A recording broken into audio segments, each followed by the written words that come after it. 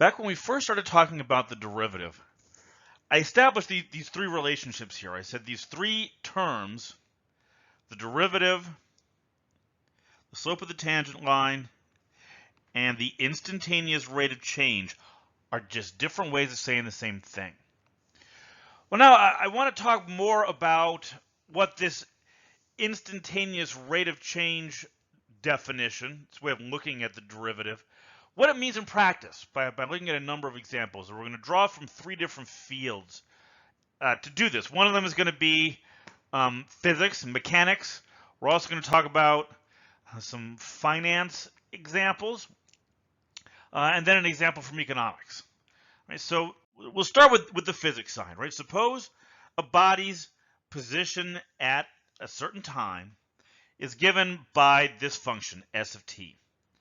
Right, then what is the derivative here? Well, remember the derivative is the rate of change, and the rate of change of distance with respect to time is, now if we're talking deltas, all right, this is the average velocity, and if I take the limit as delta t goes to 0 of the average velocity, we get the instantaneous velocity. Okay, now we can take this a step further, right? Suppose we go to the next step. What is the rate of change of velocity? All right, well, let's take a look at that. I'm going to do the change in velocity divided by the change in time. This is the average acceleration. Again, I'm using the physics definitions here. So if we take the limit, again, as delta t approaches 0 of delta v divided by delta t, we get the instantaneous acceleration. All right, so now let's take this back to the beginning. So if we start with s prime of t is the velocity. And now we haven't talked much about higher order derivatives, right, beyond some of the curve sketching examples. Well, let's do this again. Now let's take the derivative of both sides of this equation.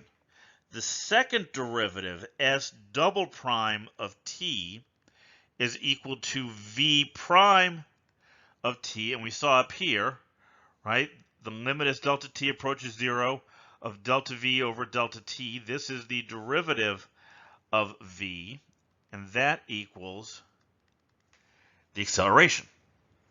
All right, so let's see how we can use this.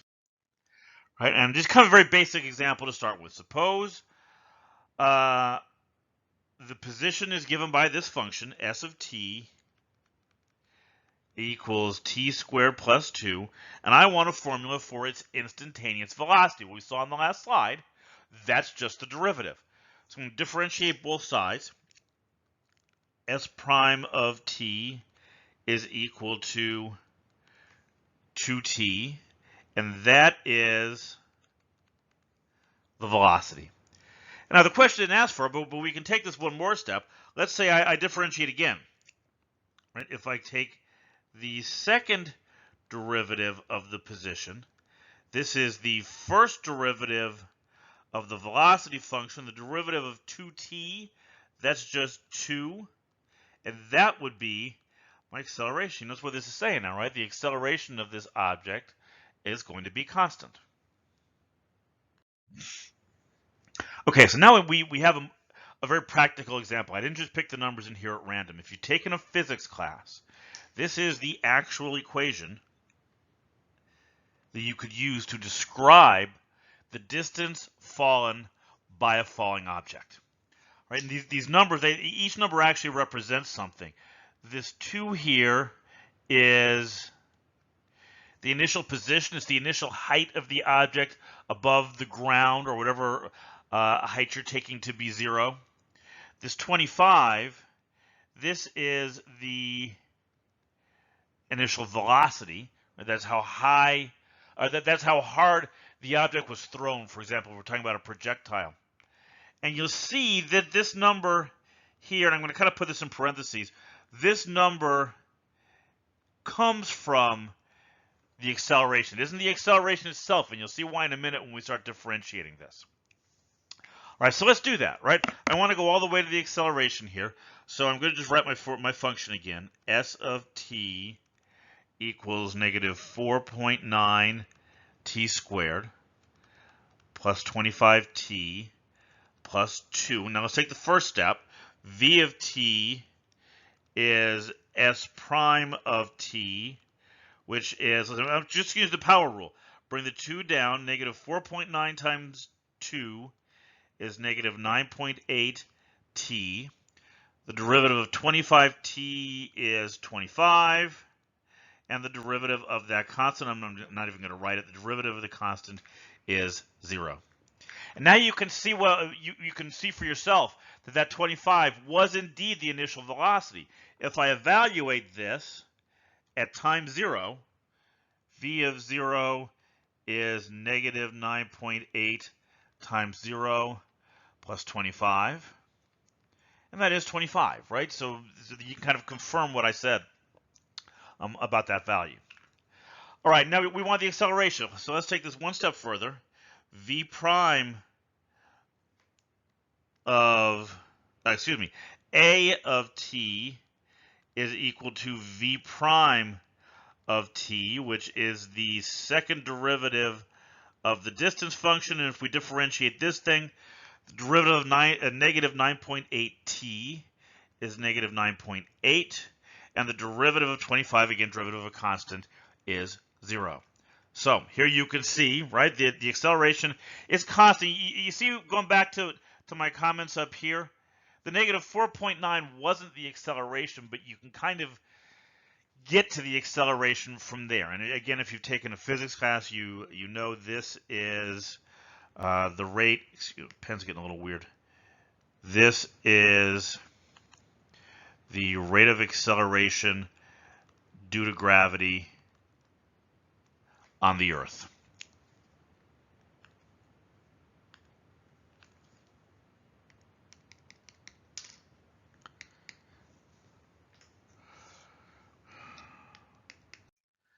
Okay, so now I've got a similar question here, but we're going to take it a little further and see if we can't answer some questions about this, about the motion of this object. So I'm starting with a height function. S of t is 14t minus 0.8 t squared. And I know I'm being asked about velocities and accelerations and so forth. So let's go ahead and find those functions.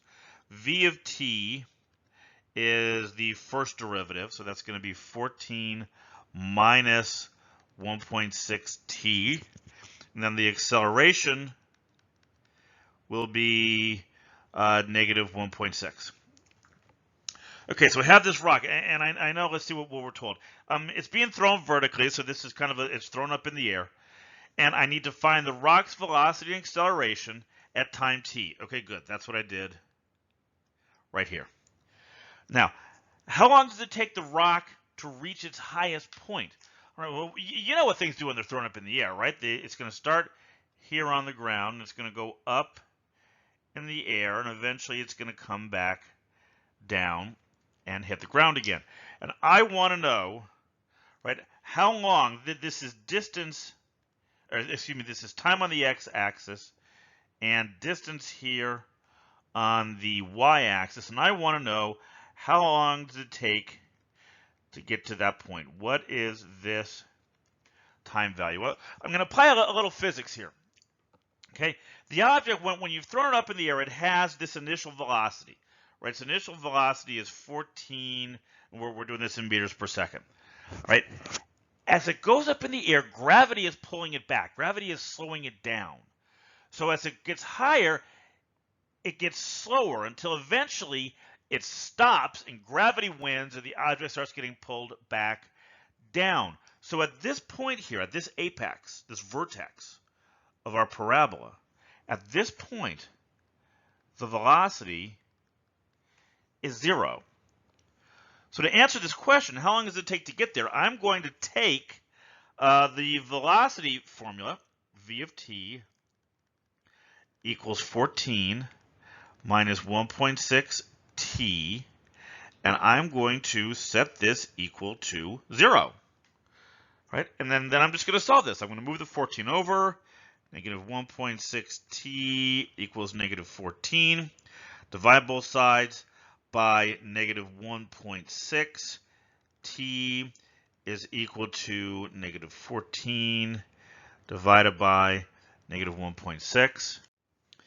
And I get t equals 8.75. Remember, when you're doing practical problems, we're always going to add the units here for a final answer. So it's going to be 8.75 seconds. Now the second part of the question, the last part, how high does the rock go? Well, I know how long it takes to get to this vertex, and I have a function here, our original function, that tells me the height after a certain time. So what I'm going to do is I'm going to take 8.75 and use my height function to figure out the height at that time. So it'll be 14.8.75 minus 0.8 times 8.75 squared.